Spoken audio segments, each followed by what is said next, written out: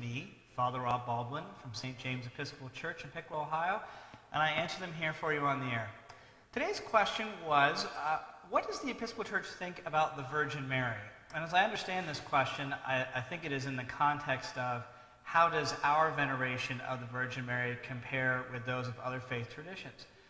There are those faith traditions that think of her as being one of the many saints of the Church, and there are others that hold her in a particularly high esteem. And I think the best answer for that is to really appreciate the fact that the Episcopal Church is an extremely diverse denomination in terms of its piety. People don't just worship in the Episcopal Church one way. They don't just pray in one way. They don't have a particular relationship with the saints in one way. Much of how people relate to the saints in the Church is based a great deal on what kind of Episcopal Church they grew up in, or what kind of denomination they were in before they became Episcopalian. And we are a denomination where a substantial number of people in our church were born something else, myself included. I was actually born a Methodist and became an Episcopalian when my parents started joining the Episcopal Church when I was a child. So a lot of our relationship with the Virgin Mary on a personal level depends on what we were brought up to do. There are those who do venerate the Virgin Mary as having a unique role in the life and history of the Church, and I think that's appropriate. Of all the saints out there, she is, as the Orthodox Church calls it, the Theotokos, the God-bearer. It is through her that Jesus Christ was able to come into the world, and that can't be said of any other saint. And I think that even more importantly, she represents this very unique, singular, seminal moment in terms of the relationship between humanity and God.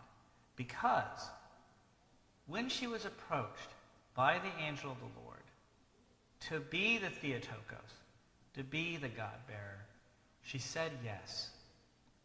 And when I think about the fact that what would have happened if she had said no?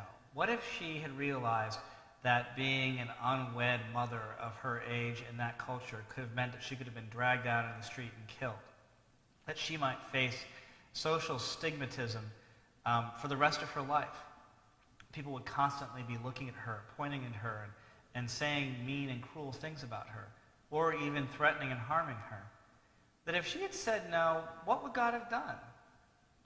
Obviously there was some backup plan, I suppose, but I think instead perhaps God knew that this was a moment and a person who, when that moment came in their lives, was there asked to sacrifice and risk everything in their lives for the sake of God and God's will, that she said yes. And I think it is at that moment when I hear people talk about how fallen humanity is, how we are constantly led into sin, how we constantly make wrong decisions in this world, and have a certain pessimism or cynicism about human nature, to say, really? Because when humanity needed to say yes, when humanity needed to choose to do God's will, I'm not talking about Jesus. I'm talking about an everyday human being like you and I. That person said yes.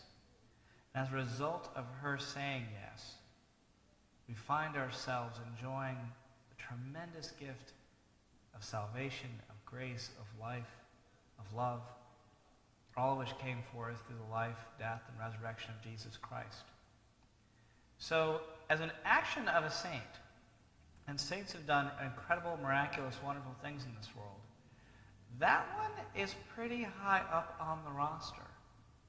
And really, not a person who is a church leader, or a disciple, or a king, or a general, which many of the saints have been, but a person who was in all likelihood a young, very scared teenager, being asked to become the Theotokos, to take God within her, to have it nurture and grow within her in a way that is unique in terms of the role that a woman can have with a child. That's a pretty spectacular thing. So, I guess I'll conclude my comments by saying this. We here in the Episcopal Church recognize that every saint in the Church, whether or not it is you and I because we are saints. We are people who try to live lives that are admirable in the eyes of God. Or the great saints that have had a huge impact on history. All of us have done things in our lives that are worth giving thanks to God for. That God has come into those lives and that we have said yes. But in Mary we find an incredibly important yes. An incredible invitation for us to participate in the most important way possible in the salvation of humanity. And we give thanks for God that that salvation came through our interaction, not just by fiat, but also thankful to the young woman who said yes to God. Thanks for a great question. And you can send your questions to me, Father Rob Baldwin, care of St. James Episcopal Church, 200 West High Street, Piqua, Ohio, 45356. Or you can email them to me at stjamespiqua, it's stjamespiqua, @yahoo.com.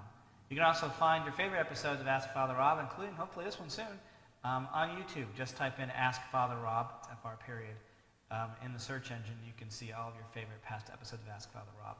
Don't forget, we here at St. James will be doing some wonderful things here in the near future.